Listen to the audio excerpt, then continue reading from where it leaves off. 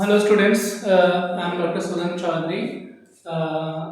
Welcome to lecture 4 of the econometric series. So this is lecture 4. Okay, and today we will see what is SRF, or we'll see the connection between PRF and SRF. Okay, so yes, this is lecture 4. Now SRF. We will move on to the sample regression function. Okay. Now the important thing is population को study करना is very difficult. There are so many resources that has to be employed to study the population.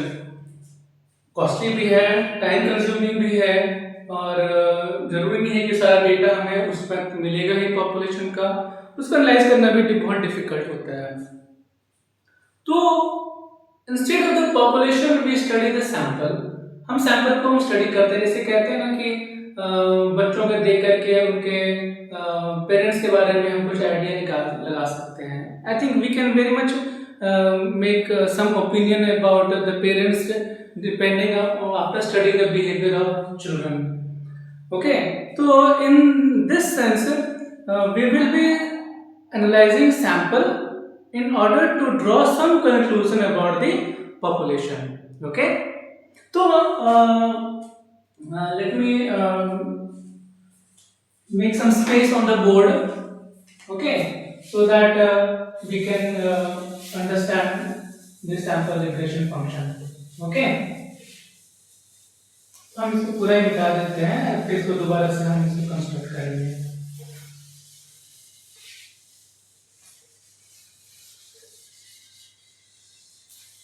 Okay, so initially जो है हमारा यहाँ पर मैं थोड़ा सा एक स्पेस लूंगा. I will delete some more columns here.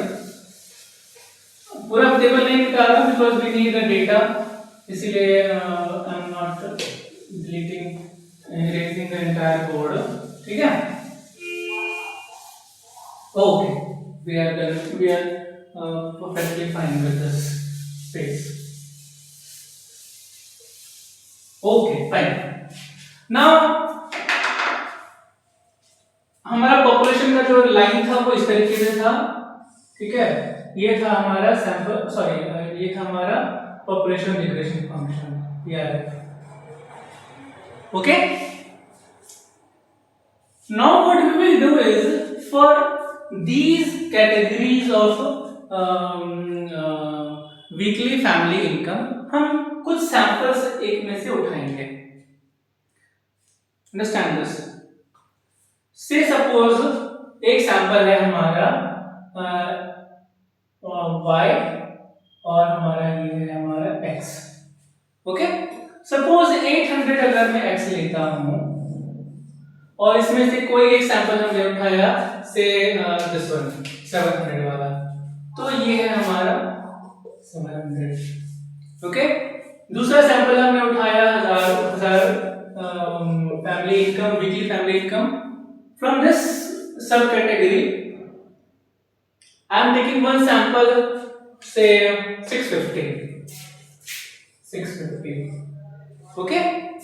Now another is x is equal to 1200. I am taking some sample, say 840 randomly. फिर हमारा x is हमारा 1400. Sorry, x है हमारा 1400.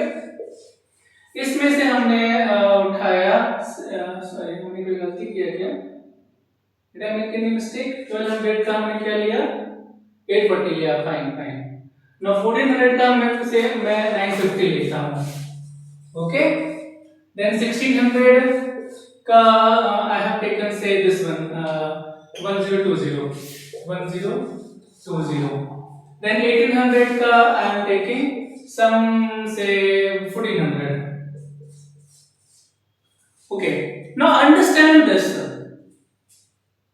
This is the entire population. I have erased some of the data points for make space, but it should be very clear that out of these family weekly income, I am taking sample out of these, एक एक sample में उठाए जा रहा हूं मैं. Okay, so when I take these samples, तो we can plot these things, 7 800 का 7 800 का 650 1200 and so on and so forth. Okay, so when we plot this, तो suppose we get some जो हमें लाइन मिलता है उसको हम कहते हैं, suppose this is the line we get, this is SRF1. okay, ये है मेरा SRF1, सैंपल रिग्रेशन फंक्शन 1. हमने क्या किया है, out of every subcategory of weekly family income, I am selecting one sample of these each category and plotting against the weekly family income. Okay, जब मैं इसको प्लॉट करता हूं तो we get the line which is called sample regression function 1.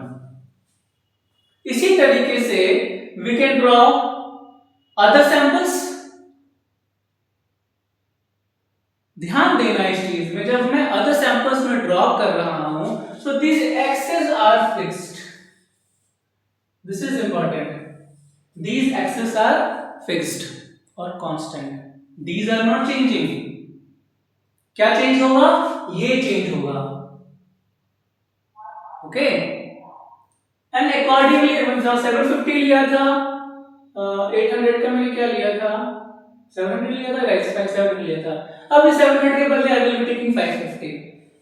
Then 1000 का 650 हमने लिया था, आई विल नॉट टेक से 800. इस तरीके से I will make second sample, और फिर जब मैं उसको प्लॉट करूंगा, then we will get another sample regression function. Then we will get another sample regression function, say like this, SRF2. Getting? तो I hope population regression function क्या है, population regression line क्या है, उसको हमने कैसे ग्राफिकली उसको कंस्ट्रक्ट किया, देन मैथमेटिकली उसमें एरर टर्म कैसे आया, उसको इंट्रोड्यूस किया हमने, and then we understood both mathematically as well as graphically how to represent this in graph. और हमने ये भी देखा कि जो expectation of ui given xi होता है वो 0 क्यों हो रहा है, एटलीस्ट मैथमेटिकली हमने यहाँ पर देख ही लिया है हमने. ठीक है, देन अब हमने नेक्स्ट स्टेप पे, जब हम लेक्चर 4 में हमें सैंपल रिग्रेशन फंक्शन कंस्ट्रक्ट किया, और सैंपल रिग्रेशन फंक्शन को जब हमने यहाँ पे प्लॉट किया, तो we got these two lines, which is in red and blue. Now, important thing is that हमें सैंपल रिग्रेशन फंक्शंस के बिहाफ पर, के बेसिस पर हमें पॉपुलेशन रिग्रेशन को स्टडी करना है. How close is SRF2 to the population regression function? अगर हम PRF को, अगर हम मान लेते हैं कि हम PRF हमें पता नहीं है, तो हमने इस टेबल में से निकाला है, फाइन, लेकिन रियलिटी में क्या हमें PRF पता होता है? नहीं होता है, बिकॉज सारे डेटा पॉइंट्स को स्टडी करना, उसको एनालाइज करना, उसको प्लॉट करना इज वेरी डिफिकल्ट है. PRF यहाँ पे 60 है, कहीं पॉपुलेशन पे 6000 का पॉपुलेशन होगा, how you will do this? Population 6 lakh का होगा, 6 करोड़ का होगा, how you will study all these things? अभी तो for simplicity sake हमने 60 फैमिली को लिया और उसको हमने पॉपुलेशन रिग्रेशन फंक्शन हमने कैलकुलेट कर लिया. अब जब ये SRF1 है, SRF2 और हमारे पास PRF नहीं है, तो हमें क्या करना है, SRF को हमें एस्टिमेट करना है, और ऐसे एस्टिमेट करना है कि वो as close to the population regression function हो, as close to the population regression function. It is true that we do not know PRF. वो जो PRF हमने यहाँ पर ड्रॉ किया, that was just for making you understand. But in reality, we have no idea about the PRF. We are studying the sample and we will try to estimate the sample in such a manner that it is as close to the PRF, even though in reality we don't have the accurate information about the population. Based on these samples only, we will be studying the population. Clear? तो I hope this should be clear now कि PRF क्या है, SRF क्या है और हमें करना क्या है बेसिकली. ओके, नेक्स्ट लेक्चर में वी विल स्टडी जिस तरीके से हमारा यहाँ पर एरर टर्म होता है यूआई, उस तरीके से यूआई हैट भी होता है. And UI hat is introduced exactly for the same reason why UI was introduced. जिस कारण से हमने UI इंट्रोड्यूस किया था, UI hat भी सिर्फ exactly उसी कारण से ही इंट्रोड्यूस होता है. So I think if you have understood the concept of why UI was introduced, I think UI hat will also be very clear to you. Anyways, we will be studying this why UI hat is introduced. But आपको एक आभास जरूर हो गया होगा, एक hint जरूर मिल गया होगा कि UI और U hat में क्या सिमिलैरिटी है और क्या डिफरेंसेस है. Thank you so much students for this lecture and I hope कि I have been able to teach you basic econometrics from the scratch. And if you like it, if you have liked my lectures, and do like it, subscribe the channel and do share with your friends. Thank you so much. Thank you once again.